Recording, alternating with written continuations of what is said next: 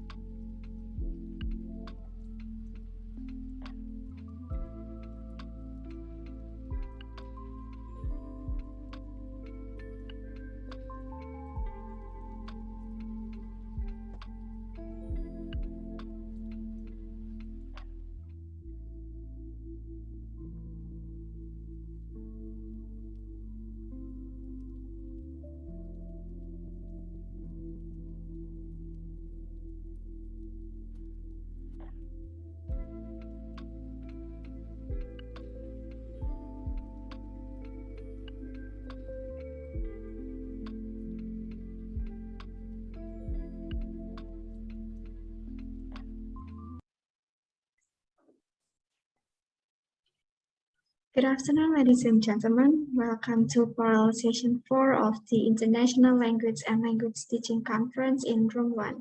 My name is Anna Patricia, a 7th semester student of Sanata Dharma University, as today's moderator in this room. I will be in charge of this oral session, and before we begin, let me read the rules. First, each presentation will last for 15 minutes. Second, in this parallel session, there will be 2 presentations and the presentation will be delivered in a row. And for the presenters, I will remind you if you have 5 minutes left via the right hand icon, and there will be a notification on the chat box if you have 2 minutes left. Fourth, we will have Q&A session after all presentations have been presented, and the last one is other rules can be found in the program book. Right, so there are 2 presentations in this room. The first speakers are Ms. Nurah Abdul Wahid Abdullah Siddiq and Mr. Markus Budi Raharjo, and the second presenters are Ms. Rindu Handayani and Ms. Feni Kurnia. Now, let's start with the first presentation entitled English Curriculum of Saudi Arabia and Indonesia, a Comparative Study. It will be delivered by Ms. Nurah Abdul Wahid Abdullah Siddiq and Mr. Markus Budi Raharjo from Universitas Sanata Dharma. Ms. Nurah Abdul Wahid Abdullah Siddiq and Mr. Markus Budi Raharjo, you may have your time.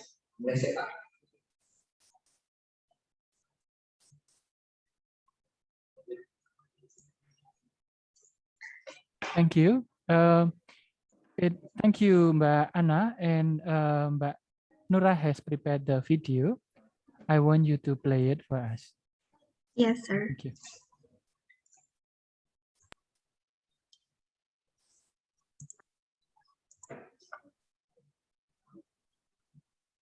Good afternoon, everyone. My name is Noura, and today I will be presenting me and Dr. Marcus's Budi Raharjo study about English curriculum of Saudi Arabia and Indonesia, a comparative study. As it is known, Saudi Arabia and Indonesia are totally different countries, not only in terms of the language and culture, but also policies, and that includes educational policies and systems. Now, studying the 2 different educational systems promises a couple of benefits. The first benefit is that it can help us understand our own past, and the second, it can help us locate ourselves more exactly in the present, and finally, discern a little more clearly about what our educational future may be.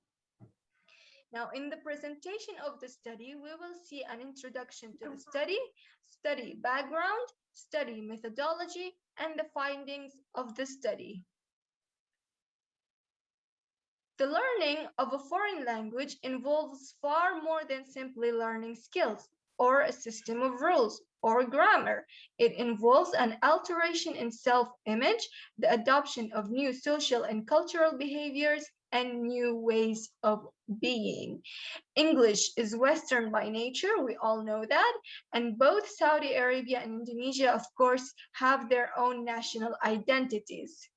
Now, it is evident that learning a foreign language brings certain disruptions, and we will elaborate on this claim by Williams in 1994 to reveal how Saudi Arabia and Indonesia respond to the adoption of English learning as a foreign entity by showing the status of English in Saudi Arabia and the status of English in Indonesia. But before that, we would like to allude to why we've chosen comparative study for studying English curriculum of Saudi Arabia and Indonesia. First, the comparative study helps us search for inspiration from other countries, and it helps us evaluate the existing scholarly works, mostly at the micro level, not macro level. And it also helps us create a strategic plan at the national level. Some study background.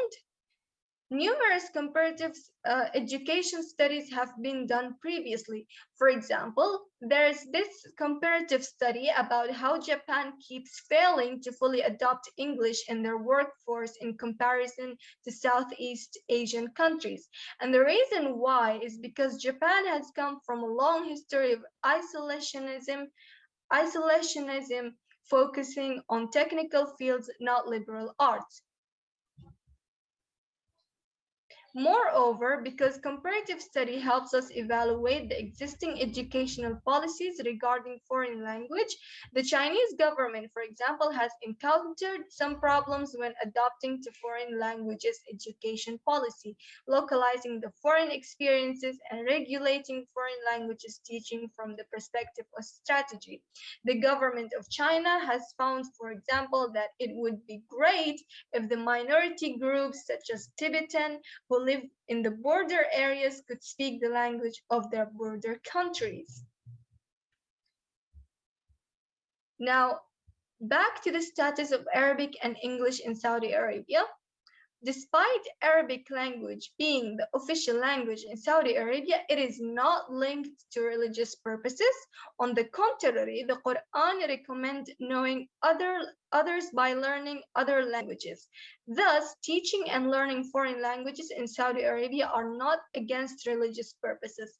It is mainly against sociocultural beliefs, which affect the way of teaching English as a second language in Saudi Arabia and control the materials in the textbooks, which have great impact on both the teachers and the students' English language proficiency.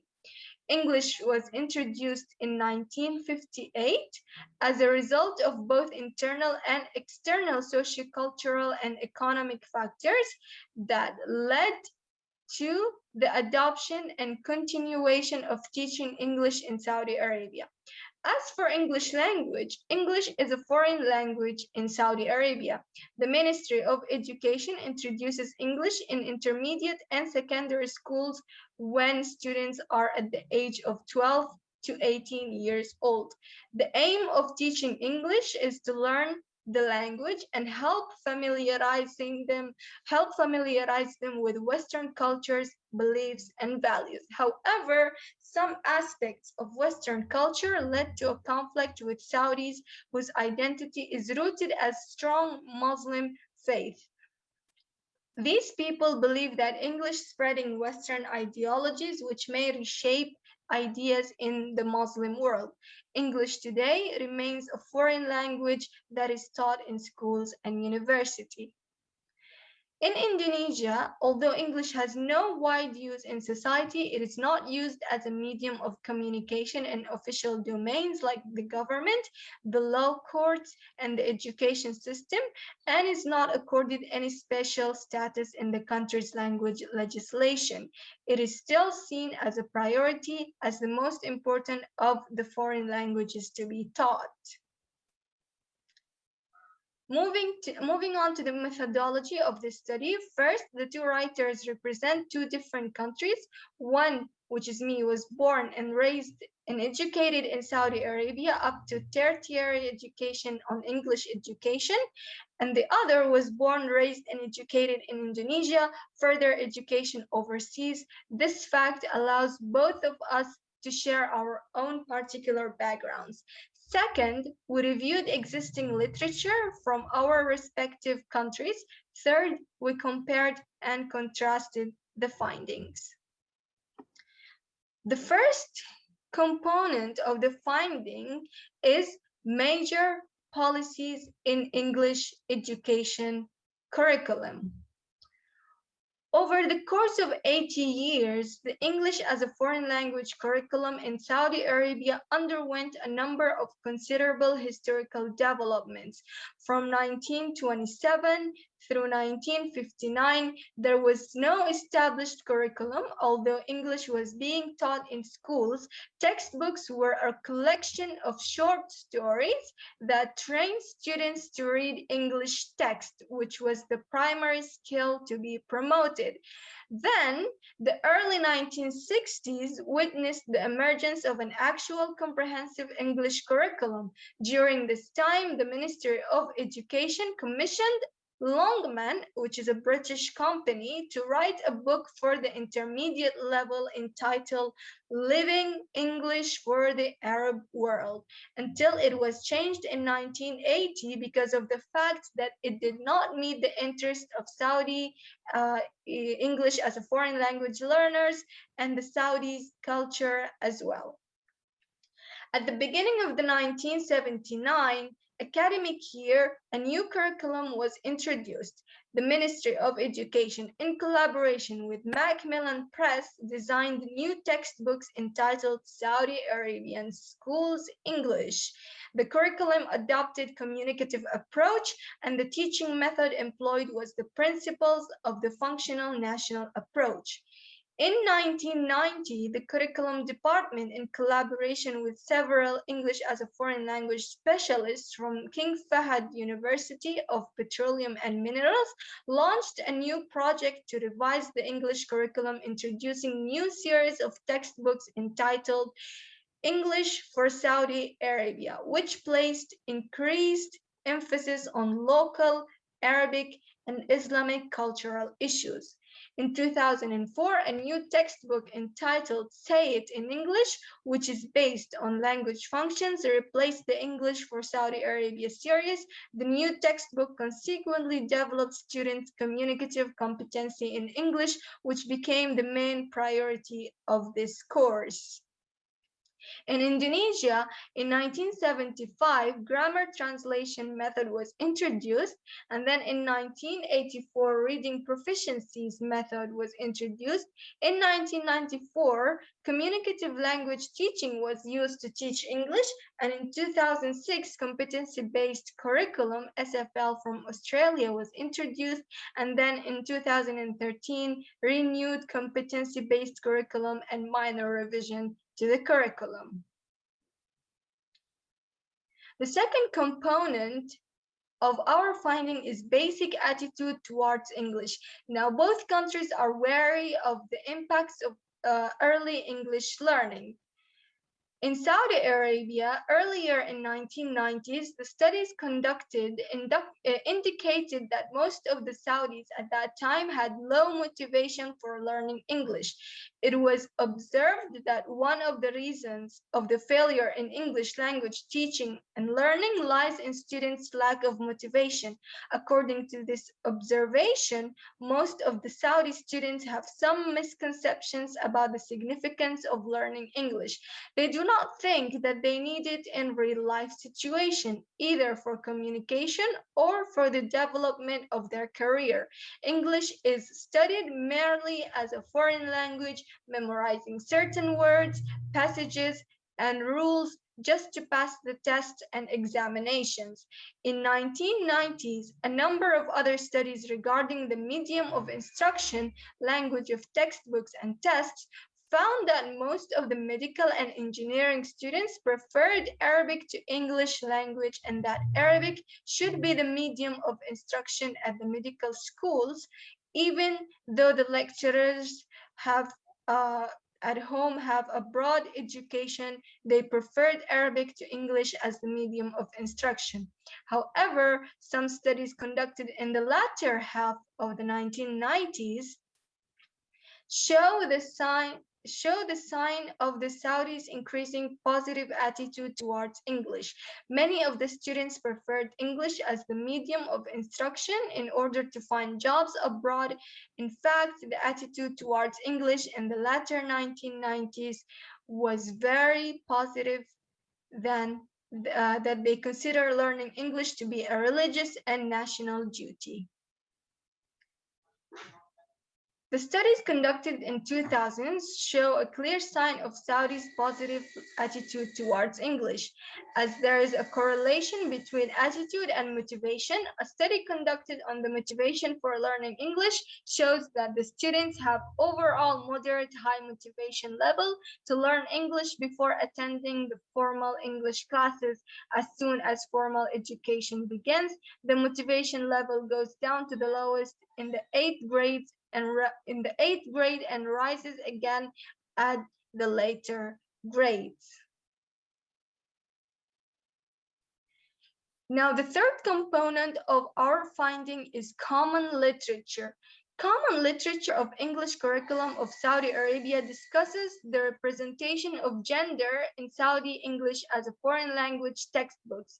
The literature usually aims to understand gender roles and stereotyping in order to enrich the field of material evaluation and gender representation. Many papers aim to deconstruct gender asymmetry in a quest of change and improvement. The studies employ CDA or critical discourse analysis, and they usually reveal a gender imbalance in favor of males. This imbalance has led to the representation of women as marginalized and stereotypical. One study also suggested that such an underrepresentation of women could create a false reality about women and hinder the process of gaining equality for all humans. Now we come to the fourth component of our findings, which is major characteristics of teaching in class. In Saudi Arabia, audiolingual method is used, and to a lesser extent the grammar translation method. In Indonesia focuses on genre-based instruction cycle, and it's on the 3 level. The first one, identifying the social functions of the text, and then identifying the generic structure of the text, and finally identifying the vocabulary and linguistic features. Also in Indonesia, the students are now encouraged to engage in critical thinking skills, for example, reading comprehension and drawing connections across various issues. This is all for my presentation of our study, English curriculum in Saudi Arabia and Indonesia. Okay, thank you so much, Ms. Nurah Abdul Wahid Abdullah Siddiq and Mr. Marcus Budira Harjo. That was really inspiring. All right, so actually we supposed to have 2 presenters in this room, but the other presenter, Ms. Rindu Handayani and Ms. Fanny Kurnia, cannot attend this session because they have technical issues. All right, so now we're going to jump into the Q&A session. I will invite only 3 questions, 1 participant, 1 question. You may raise your hand using the raise your hand icon, or you may type your question on the chat box. Don't forget to mention your name, affiliation, to whom the question is addressed, and the question. Okay. All right, maybe I will start to ask the question. So, Mr. Marcus, on your paper, the title is A Comparative Study. Yeah, so I'm curious, after watching the presentation, I'm curious, like, which one do you think the more effective curriculum that can help students to be more engaged and to be more motivated in English lesson? Thank you. Mr. Marcus, you may have your time to answer the question. Thank you, Mbak Anna. If I understood you well, your question is which one is more efficient or effective? Yeah, is it Indonesian way or Saudi Arabia way? Well, here is what both of us understood. Yeah, first, it is not easy to compare uh, the efficacy or the effectiveness because we cannot straightforwardly compare and contrast the two methodologies. Yeah, what we try to understand from the two systems is because these two countries share the similar approach. I mean, share the similar characteristics. Um, we have Indonesia is about 90% of Muslim, and they are also big majority of Muslim. Even though we have 300, 270 millions, and they of citizens, and they probably about 19 up to 20 millions. Now, in terms of effectiveness, it is not easy to compare, but I would say that the approach done, the learning activities and approach of teaching in Saudi Arabia a bit refer to the old-fashioned one, like drilling, and that's what has appeared in one of the review of literature that we have done. Another thing is that they struggle a lot in accepting English because it's westernized anyway, and they try to adjust to the existing situation because the literature suggests a kind of unclear position. One research suggests that very westernized. Another research suggests that it's too too old, the methodology.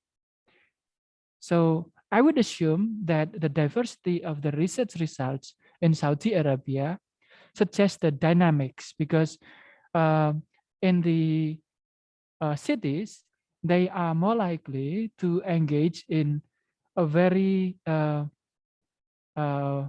modern perspective, right? On the one hand, but in the rural areas, it's very likely that they are a bit left behind, just like in Indonesia. So that's my response. Okay, thank you so much, Mr. Marcus. All right, so I see that Miss Fanny Kurnia is already here. Right, Great. so let us continue the presentation first. So for the second presentation entitled Need Analysis of Integrated Pop-up Book Design of IPA and English Learning Media will be delivered by Ms. Rindu Handayani and Ms. Fanny Kurnia from Universitas Muhammadiyah Bangka Belitung. Ms. Fanny Kurnia, you may have your time. Okay, thank you so much, Miss Ana Patricia. Before that, before starting to present my research, I would like to say I'm sorry for a little bit late, not a little bit, but so much late because there are some problem with my computer. Well, I would like to share my screen. Sorry, but there are signs that host disabled participant screen sharing. I cannot share my screen yet. Okay, wait. Okay. Okay, now please try again. All right. Okay. Okay, thank you.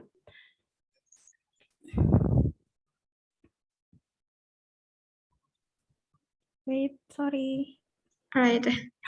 We will wait. That's okay. I don't know why.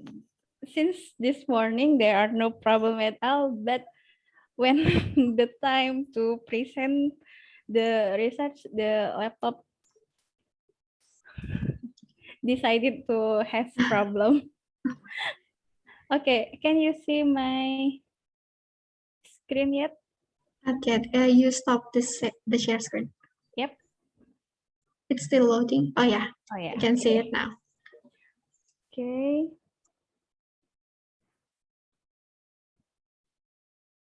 The title is Need Analysis of Integrated Pop-up Book Design of IPA and English Learning Media.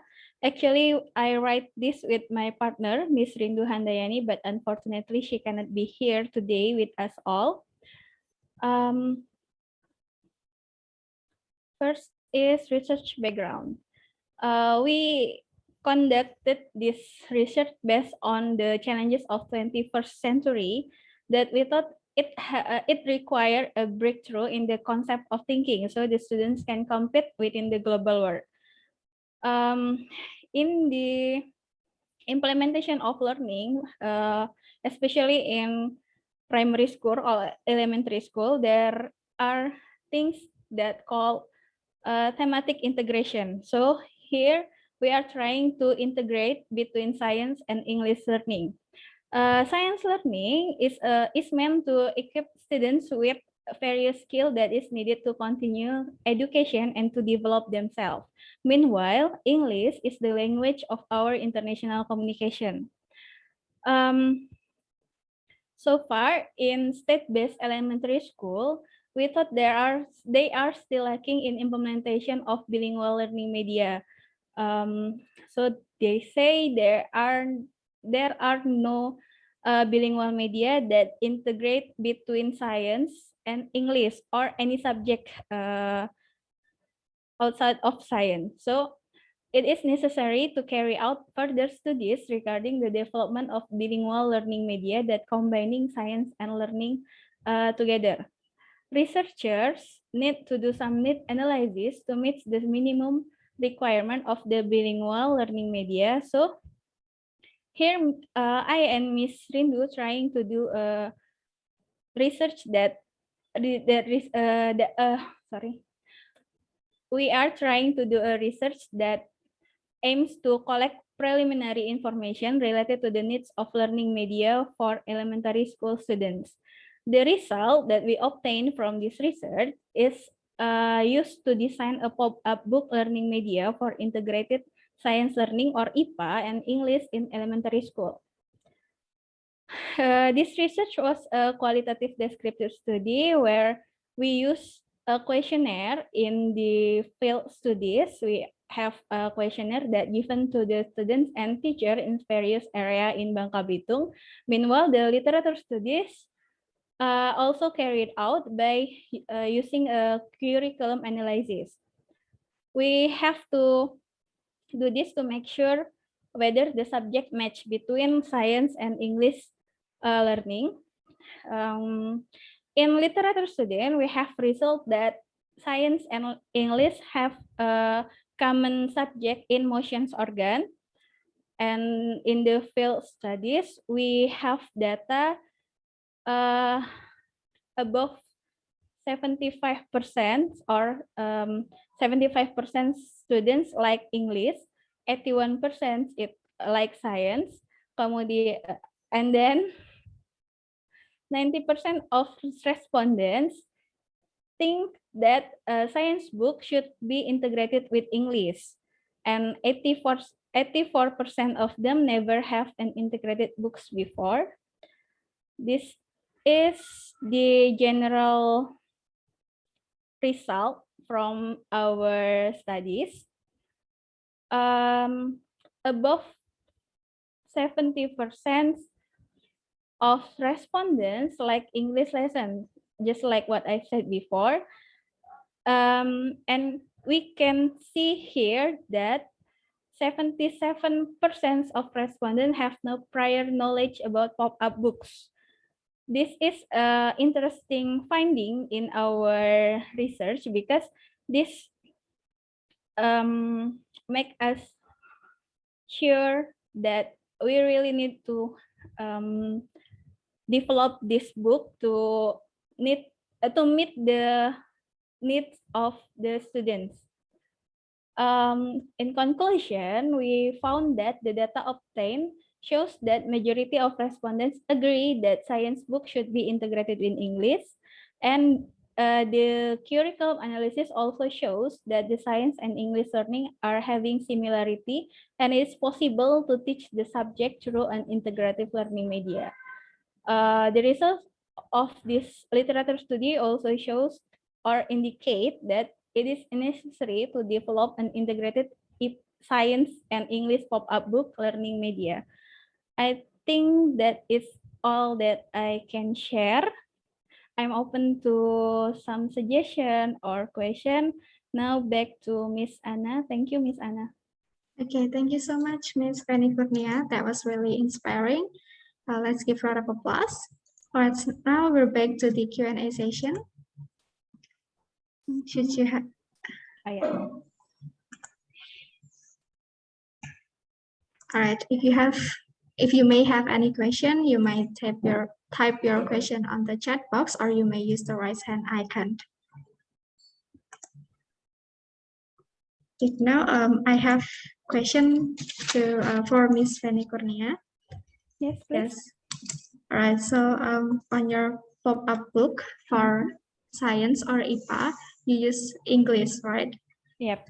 But I believe that in that subject, science itself, they have like a particular vocabulary in that scope, and I believe that maybe some of the students have difficulties to understand that particular vocabulary. And how do the teacher overcome that problem? Thank you. Yeah. Okay. About that, that's the challenges that we all have. I myself is a primary school lecturer in elementary school education in Universitas Muhammadiyah Bangka Belitung. Meanwhile, my partner, Miss Rindu Handayani, is an English teacher. English lecturer in PBI. So the solution, one that we have thought, we make the book, the pop-up book with some translation. So, but we hide the translation in another part. So the students would not see the translation first. Let's say we talk about motion organs which have foot or wings. We will show the English word first. After that, we show to the students the Indonesian meaning. So they will have two languages. So we call them bilingual. It's not only in English, but it has Indonesian vocabs too in the media, in the learning media. I hope that answer your question.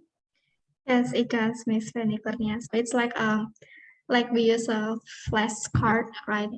It's but it's in the form of pop-up books, not in the flashcard. Yeah, that was like more interesting. Okay, thank you for answering my question. Now, all right. So, is there anyone want to ask question? I see that there are several questions here on the chat box, and Mr. Marcus already answered that. Yep. Mr. Marcus, do you want to elaborate more, or for the one who asked, do you want to ask further about the question? Okay, thank you, Mbak Anna. Mbak Agni, are you there? Are you here? Yes, sir. Yes, sir. Okay. I'm here. So thank you for your question. Thank you, sir. Has it correctly or answered your curiosity? Yes, sir. Thank you. But I also have the curiosity about the choices of teaching approach or methodology. Does it have something to do with the status of English language there, or does it also have something to do with the what is it, with the less acceptance towards critical thinking. Like, for example, in our country, in primary schools, we already applied host, like higher order thinking skills, right? Especially in teaching English. What about that? What about there in Saudi Arabia? The Okay. options of approach and methodology. Yeah, thank you. So this is based on what our conversation and also the review of literature that we have, not complete yet, but for now, I can say that the choices of the teaching methodologies have come largely from first the tradition, yeah, tradition that has been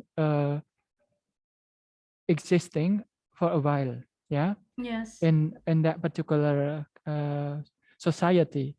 The second one, I think the larger context of Saudi Arabia as a country with very little democracy, yeah? Because critical thinking skills are not necessarily encouraged and endorsed by the political system. Yeah, you can see that eventually women are not as free as you are in Indonesia. Yes, Yeah? sir. So basically, the tradition and the political systems are all intertwined to create certain ways of viewing reality. Yeah, that's the belief systems of the Saudi Arabia people and also teachers. So all are complex. That's the best I can say. Hopefully that shed a light on your horizon. Yeah. Thank you so much, sir. You're very welcome. And I still have another question from Pak Mukhairon. Yeah. So you brought forward the concept of curriculum changes that happen very frequently. How to keep up with the changes? Yeah, Pak Mukhairon, that's a very good question. And the answer is very simple. Come back to education. Get yourself educated.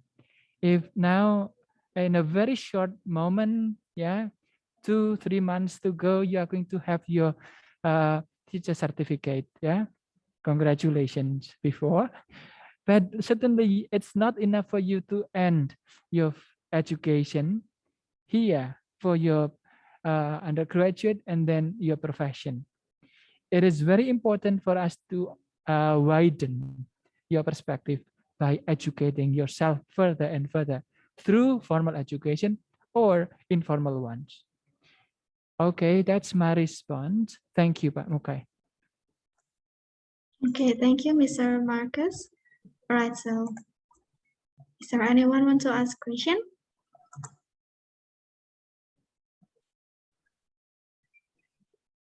Okay, because no one is asking question anymore now, before we end this session, let us take a picture together. So everyone, please turn your camera on. We're going to have a group selfies. Okay. All right, I will count. 1, 2, 3. All right. We're waiting for everyone to open their camera. Okay, 1, 2, 3. One more time. 1, 2, 3. Okay. All right, so that's the end of the parallel session 4. We will share the link of the day to exit ticket in the main room at 14:30 after our last keynote speaker session. And after this, we'll proceed with our 5th keynote speech from Dr. Kosa Kastuhandani. Once again, thank you so much for coming. Enjoy the rest of the conference and see you. Thank you, Mbak Anna. See you in the main room. Bye-bye. Yes, thank you, Mr. Marcus. See you. You're very welcome.